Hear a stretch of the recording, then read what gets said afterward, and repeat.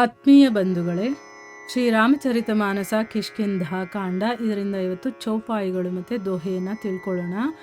ಬಹು ಛಲ ಬಲ ಸುಗ್ರೀವ ಕರ ಹಿಯ ಹಾರ ಭಯಮಾನಿ ಮಾರಾ ಬಾಲಿ ರಾಮ ತಬ ಹೃದಯ ಮಾಝ सरतानी परा बिकल मही सर के लागे पुनि उठी बैठ देखी प्रभु आगे श्याम गात सिर जटा बनाए अरुण नयन सर चाप चढ़ाए पुनि पुनि चितई चरण चित दीन्हा सुफल जन्म माना प्रभु चीन्हा हृदय प्रीति मुख बचन कठोरा बोला चितई राम की ओरा धर्म हेतु अवतरेवु गोसाई मारेहु मोही ब्याध की नाई मैं बैरी सुग्रीव पियारा अवगुण कवन नाथ मोही मारा अनुज बधु भगिनी सुत नारी सुनु सठ कन्या सम ये चारी इन्हि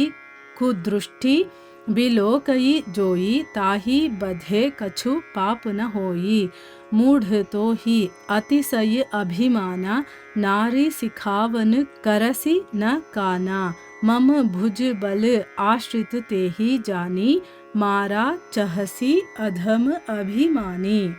ಇವು ಚೌಪಾಯಿಗಳು ಮತ್ತು ದೋಹೆ. ಈಗ ಇದರ ಅರ್ಥವನ್ನು ತಿಳ್ಕೊಳ್ಳೋದಕ್ಕೆ ಪ್ರಯತ್ನ ಮಾಡೋಣ.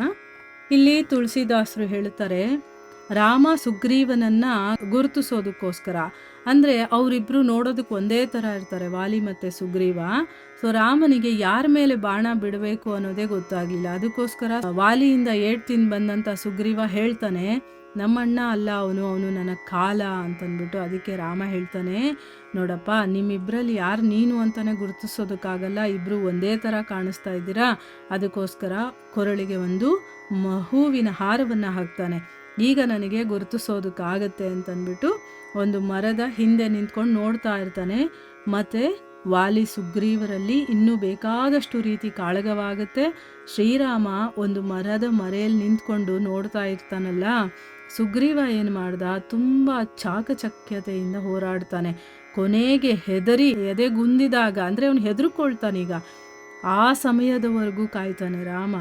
ಆಮೇಲೆ ಏನು ಮಾಡ್ತಾನೆ, ಈಗ ಸುಗ್ರೀವನ ಕೈಯಲ್ಲಿ ಆಗೋದಿಲ್ಲ ಅನ್ನೋದು ಗೊತ್ತಾದಾಗ ರಾಮ ಬಾಣ ಒಂದನ್ನು ತಗೊಂಡು ಗುರಿ ಇಟ್ಟು ವಾಲಿಯ ಎದೆಗೆ ಹೊಡಿತಾನೆ. ವಾಲಿಗೆ ಆ ಬಾಣ ತಗಲಿದ ತಕ್ಷಣ ಅವನು ನೆರಳಕ್ಕೆ ಉರುಳಿ ಬೀಳ್ತಾನೆ. ಆದರೆ ತನ್ನ ಎದುರಿಗೆ ನಿಂತಿದ್ದಂತಹ ಪ್ರಭು ಶ್ರೀರಾಮಚಂದ್ರನನ್ನು ನೋಡಿ ಅವನು ಎದ್ದು ಕೂತ್ಕೊಳ್ತಾನೆ. ಆಮೇಲೆ ನೀಲಮೇಘ ಶ್ಯಾಮನು, ಜಟಾ ಝೂಟಧಾರಿಯು, ಅರುಣ ನಯನನು, ಧನುರ್ಬಾಣಗಳನ್ನು ಧರಿಸಿರುವಂಥವನು ಆದಂತಹ ಆ ಭಗವಂತ ಶ್ರೀರಾಮನನ್ನು ತದೇಕ ದೃಷ್ಟಿಯಿಂದ ನೋಡ್ತಾ, ಅಂದರೆ ಕಣ್ಣು ಮಿಟಕಿಸದೆ ಆ ಭಗವಂತನನ್ನೇ ನೋಡ್ತಾ ವಾಲಿ ಏನು ಮಾಡ್ದ, ತನ್ನ ಚಿತ್ತವನ್ನು ಆ ಪ್ರಭುವಿನ ಚರಣ ಕಮಲಗಳಲ್ಲಿ ನೆಡ್ತಾನೆ. ಭಗವಂತನನ್ನು ನೋಡಿಬಿಟ್ರೆ ಅಂತಂದರೆ ನಮ್ಮ ಕಣ್ಣು ಇನ್ನು ಯಾವುದನ್ನು ನೋಡಬೇಕು ಅಂತಲೇ ಆಸೆ ಪಡೋದಿಲ್ಲ. ಪ್ರಭುವನ್ನು ಗುರುತಿಸಿ ಅವನು ತನ್ನ ಜನ್ಮ ಸಾರ್ಥಕ ಆಯಿತು ಅಂತ ಅಂದ್ಕೊಳ್ತಾನೆ. ಅವನ ಹೃದಯದಲ್ಲಿ ಪ್ರೀತಿ ತುಂಬ ಹೋಗುತ್ತೆ, ಆದರೆ ಬಾಯಲ್ಲಿ ಕಠೋರವಾದಂಥ ಮಾತುಗಳನ್ನು ಆಡ್ತಾ ಇದ್ದಾನೆ. ನೋಡಿ, ಒಳಗಡೆಯಿಂದ ಅವನಿಗೆ ಭಗವಂತನಲ್ಲಿ ಪ್ರೀತಿ ಇದೆ, ಆದರೆ ಹೊರಗಡೆಯಿಂದ ಯಾಕೆ ಹೀಗೆ ಮಾಡಿದೆ ಅನ್ನುವಂಥ ಒಂದು ಅವನ ಮನಸ್ಸಲ್ಲಿ ಪ್ರಶ್ನೆ ಇದೆ. ಅದಕ್ಕೋಸ್ಕರ ಅವನು ಕಠೋರವಾಗಿ ಮಾತಾಡ್ತಾ ಇದ್ದಾನೆ.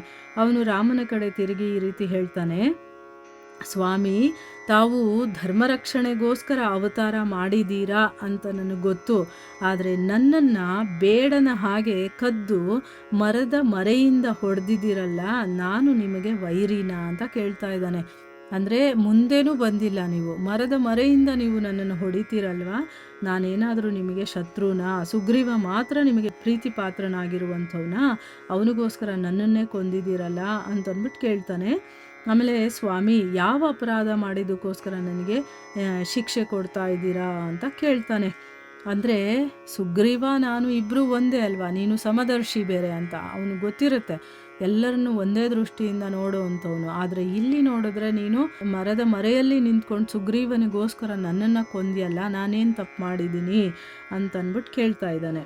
ಆಗ ಶ್ರೀರಾಮ ಹೇಳ್ತಾನೆ, ಲೇ ಮೂರ್ಖ, ಕೇಳು, ತಮ್ಮನ ಹೆಂಡತಿ ಮತ್ತು ಅಕ್ಕ ತಂಗಿಯರು ಇರ್ತಾರಲ್ಲ, ಅವರು ಸೊಸೆ ಮತ್ತು ಮಕ್ಕಳು ಇವರೆಲ್ಲ ಸಮಾನರು. ಅಂದರೆ ಎಲ್ಲರೂ ಒಂದೇ, ಮಕ್ಕಳ ಸಮಾನ. ಹೆಣ್ಣು ಮಕ್ಕಳು ಹೇಗಿರ್ತಾರೋ ಹಾಗೇ ತಮ್ಮನ ಹೆಂಡತಿಯನ್ನು ಕೂಡ ನೀನು ಮಗಳ ಸಮಾನ ನೋಡಬೇಕು, ಅಕ್ಕ ತಂಗಿಯರನ್ನು ಕೂಡ ಅದೇ ರೀತಿ ನೋಡಬೇಕು, ಸೊಸೆಯನ್ನು ಕೂಡ ಮಗಳನ್ನು ಕೂಡ ಎಲ್ಲರೂ ಕೂಡ ಒಂದೇ ಸಮಾನ ಇರುವಂಥವ್ರು. ಇವರನ್ನು ಕೆಟ್ಟ ದೃಷ್ಟಿಯಿಂದ ನೋಡುವಂಥವ್ನು ಯಾರೇ ಆಗಿರಲಿ ಅವನನ್ನು ವಧಿಸೋದ್ರಲ್ಲಿ ಯಾವ ಪಾಪನೂ ಇಲ್ಲ. ಅಂಥವ್ರನ್ನು ಯಾರು ಬೇಕಾದರೂ ಕೊಲ್ಬೋದು, ಯಾಕಂದರೆ ಅವರು ಕೆಟ್ಟ ದೃಷ್ಟಿಯಿಂದ ನೋಡ್ತಾರಲ್ವ. ಅದಕ್ಕೋಸ್ಕರ ಎಲೈ ಮೂಢ, ನೀನು ಅತಿ ದುರಭಿಮಾನಿ, ನಿನ್ನ ಹೆಂಡತಿ ಹೇಳಿದ ಬುದ್ಧಿವಾದಕ್ಕೆ ನೀನು ಕಿವಿಗೊಡಲಿಲ್ಲ. ಅಂದರೆ ಅವಳು ಬೇಕಾದಷ್ಟು ಸರಿ ಹೇಳ್ತಾಳೆ, ನಿನ್ನ ತಮ್ಮನ ಹೆಂಡತಿಯನ್ನು ನೀನು ಈ ರೀತಿ ಮಾಡಬಾರ್ದು, ಅದು ತಪ್ಪು ಅಂತೆಲ್ಲ ಹೇಳ್ತಾಳೆ.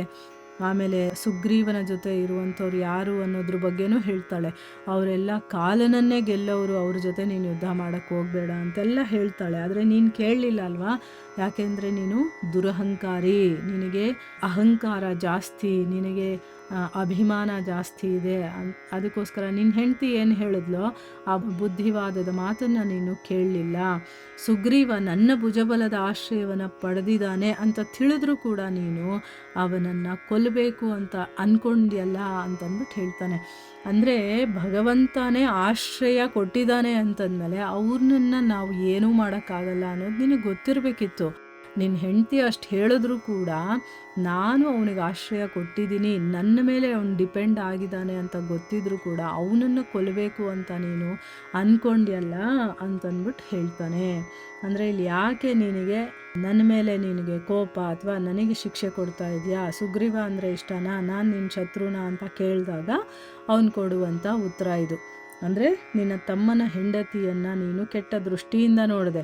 ನಿನ್ನ ಹೆಂಡತಿ ಅಷ್ಟು ಬುದ್ಧಿವಾದ ಹೇಳ್ತಾ ಇದ್ರು ಕೂಡ ಸುಗ್ರೀವನ ಸ್ನೇಹಿತರಾಗಿರುವಂಥದ್ದು ರಾಮ ಲಕ್ಷ್ಮಣರು ಬೇಡ ಅಂತ ಹೇಳಿದ್ರು ಕೂಡ ನನ್ನನ್ನು ಆಶ್ರಯಿಸಿದ್ದಾನೆ ಅಂತ ಗೊತ್ತಿದ್ರು ಕೂಡ ನೀನು ಅವನನ್ನು ಕೊಲ್ಲಬೇಕು ಅಂತ ಯೋಚನೆ ಮಾಡ್ತೀಯಲ್ಲ ಅಂತಂದ್ಬಿಟ್ಟು ಇಲ್ಲಿ ರಾಮ ಅವನಿಗೆ ಹೇಳ್ತಾ ಇದ್ದಾನೆ. ಮುಂದುವರೆದೇನಾಗುತ್ತೆ ಅಂತ ನಾವು ಮುಂದಿನ ಭಾಗದಲ್ಲಿ ತಿಳ್ಕೊಳ್ಳೋಣ. ಹರೇ ಕೃಷ್ಣ.